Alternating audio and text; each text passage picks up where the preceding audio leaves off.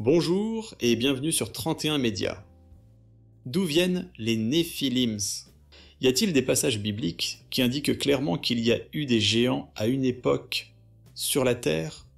Tel est le sujet de cette vidéo, et nous espérons que vous allez aimer le sujet, alors que nous faisons défiler ces images sous vos yeux. La première référence biblique concernant la présence de géants sur la Terre se trouve dans le livre de la Genèse, chapitre 6, versets 1 à 4. Mais les versets 1 à 4 du livre de la Genèse chapitre 6 sont d'un texte difficile. Et lorsque nous essayons de l'interpréter, nous devons être humbles, car il existe différentes interprétations qui ont été faites de ce texte. Il y a 3 interprétations principales. Il est écrit dans Genèse 6, versets 1 à 4. Lorsque les hommes eurent commencé à se multiplier sur la face de la terre, et que des filles leur furent nées. Les fils de Dieu virent que les filles des hommes étaient belles, et ils en prirent pour femmes parmi toutes celles qu'ils choisirent. Alors l'Éternel dit : Mon esprit ne restera pas à toujours dans l'homme, car l'homme n'est que chair, et ses jours seront de 120 ans. Les géants étaient sur la terre en ces temps-là. Il en fut de même après que les fils de Dieu furent venus vers les filles des hommes, et qu'elles leur eurent donné des enfants. Ce sont ces héros qui furent fameux dans l'Antiquité. La question est donc de savoir, qui sont les fils de Dieu qui épousent les filles des hommes? Eh bien, il y a 3 interprétations différentes. L'une d'elles est que les fils de Dieu font référence à la lignée pieuse de Seth. Quand Caïn a tué Abel son frère pieux, Adam et Ève ont eu des relations, et Seth est né. Et Seth a continué la foi pieuse d'Abel. Ainsi, une idée est que les fils de Dieu sont les descendants de Seth, épousant les filles de la lignée impie de Caïn. La deuxième interprétation est que les fils de Dieu se réfèrent aux anges, des êtres angéliques déchus qui se marient avec des humains. La troisième interprétation est que les fils de Dieu sont des héros du passé mythique, des rois tyrans. Nous avons des histoires du Proche-Orient ancien, par exemple un géant du nom de Gilgamesh, qui était à la fois mi-dieu, mi-humain, et qui a accompli de nombreux exploits. Alors quelle est la bonne interprétation? L'expression exacte, les fils de Dieu, n'apparaît que 4 ou 5 fois dans la Bible hébraïque. Nous avons une occurrence ici dans Genèse 6. Nous en avons 2 autres dans l'introduction du livre de Job. Dans l'introduction du livre, Job chapitre 1 verset 6, nous voyons Dieu se rassembler dans sa cour céleste avec les anges. Les anges y sont appelés les fils de Dieu. Il est écrit : Or, les fils de Dieu vinrent un jour se présenter devant l'Éternel, et Satan vint aussi au milieu d'eux. Il y a une autre occurrence dans le livre de Job, au chapitre 38, verset 7, où Dieu fait des reproches à Job. Il est écrit : Alors que les étoiles du matin éclataient en chants d'allégresse, et que tous les fils de Dieu poussaient des cris de joie. Il semble donc qu'il y ait là aussi une référence très claire aux êtres angéliques. La dernière occurrence se trouve dans le livre de Daniel, au chapitre 3, verset 25. Quand le prophète Daniel et ses compagnons furent jetés dans la fournaise ardente, pour avoir désobéi à l'ordre du roi. Il est écrit, il reprit et dit : Eh bien, je vois 4 hommes sans lien, qui marchent au milieu du feu, et qui n'ont point de mal. Et la figure du 4e ressemble à celle d'un fils des dieux. Tous les érudits sont d'accord que le fils des dieux, dans ce cas-ci, fait référence à un être particulier, et qu'il pourrait s'agir d'une préfiguration du Christ. Donc quand cette expression linguistique « les fils de Dieu » apparaît dans la Bible, elle fait toujours très clairement référence à des êtres angéliques. Maintenant, comment savons-nous que les fils de Dieu de Genèse chapitre 6 sont des anges déchus qui ont eu des rapports sexuels avec des femmes et qui a produit des géants sur la terre? Il y a 2 passages dans le Nouveau Testament qui soutiennent cette thèse. L'un est 2 Pierre chapitre 2 et l'autre se trouve dans le livre de Jude.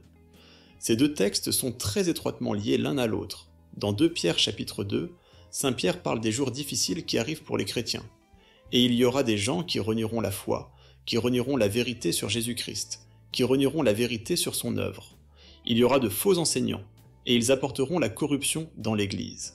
Ce que fait Saint Pierre dans cet écrit, c'est qu'il fait appel à l'Ancien Testament. Et il dit que si Dieu a pu délivrer son peuple fidèle dans les moments difficiles de l'Ancien Testament, alors il sera également capable de le faire dans le Nouveau Testament. Saint Pierre fait référence à 2 exemples dans l'Ancien Testament. L'un est l'histoire de Genèse 6 du déluge de Noé, et l'autre est l'histoire de Lot, sauvé de la destruction de Sodome et Gomorrhe.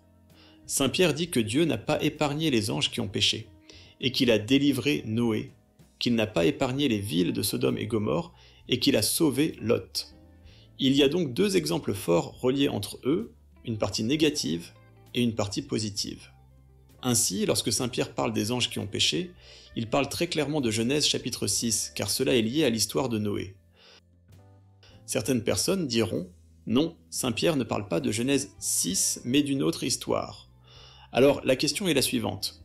Si Saint Pierre essaie d'encourager les chrétiens, à partir d'histoires bien connues de l'Ancien Testament, en parlant des anges qui ont péché, et vous dites que ce n'est pas dans Genèse 6, alors où se trouve cette histoire dont il parle?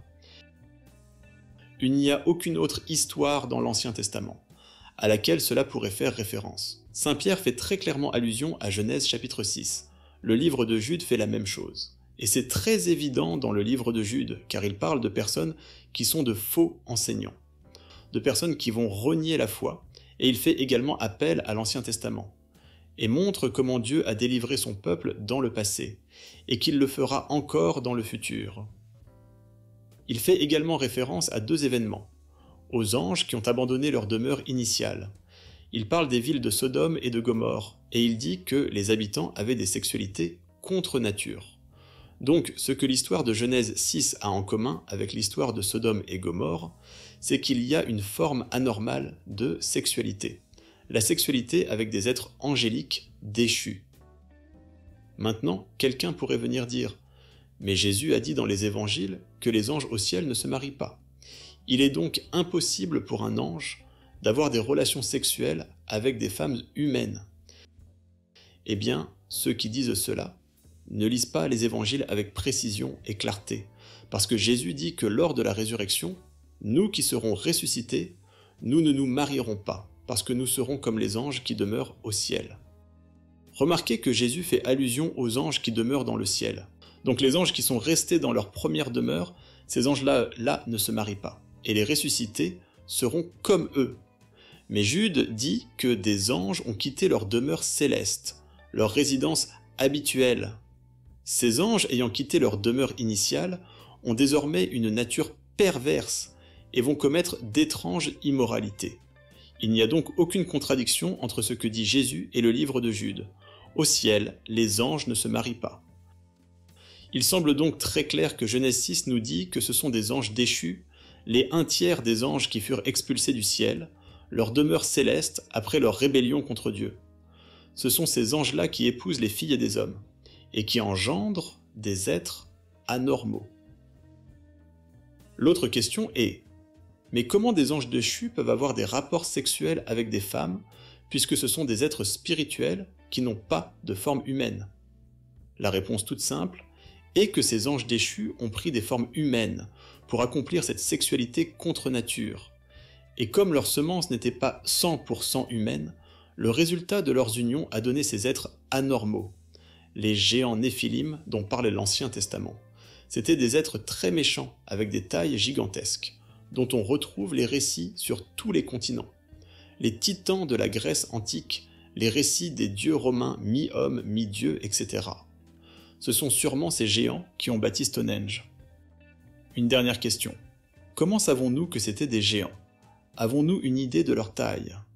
Oui, regardons ensemble le livre du prophète Amos, où Dieu dit qu'il a détruit des Néphilim. Il est dit « Et pourtant j'ai détruit devant eux les Amoréens, dont la hauteur égalait celle des cèdres, et la force celle des chênes. » La question qui vient automatiquement à l'esprit, quelle est la taille d'un cèdre dans le Moyen-Orient? Selon les botanistes, les cèdres dans le Moyen-Orient ont une taille entre 25 et 50 mètres. Les Néphilim étaient donc extrêmement grands de taille, et représentaient un danger permanent pour l'espèce humaine. Une dernière question, mais comment se fait-il qu'il y ait encore de ces géants après le déluge, alors que la Bible dit bien que le déluge de Noé a détruit toute trace de vie humaine, sauf les habitants de l'arche de Noé? La réponse, oui, le déluge a détruit toute trace de vie, mais certains anges déchus ont refait ces actes sexuels perverses, après que les filles des hommes ont commencé à se multiplier de nouveau sur la terre. Ce sont ces géants qui peuplaient encore le pays de Canaan. mais ces anges déchus ont été jugés et enchaînés dans les endroits les plus lugubres de l'enfer. Une dernière note avant de clore cette vidéo, le terme Néphilim est un terme général, qui représente donc ces géants qui peuplaient la terre avant et après le déluge. La Bible nous montre qu'il était de différents types, le genre Goliath et le roi Og qui faisaient entre 4 et 6 mètres de haut, et des très grands tels que stipulés dans Amos chapitre 2 verset 9 et dans le livre de Nombres chapitre 13 verset 33. Merci d'avoir regardé cette vidéo, n'hésitez pas à laisser vos commentaires sur la vidéo. Dieu vous bénisse pour votre présence sur 31 Médias.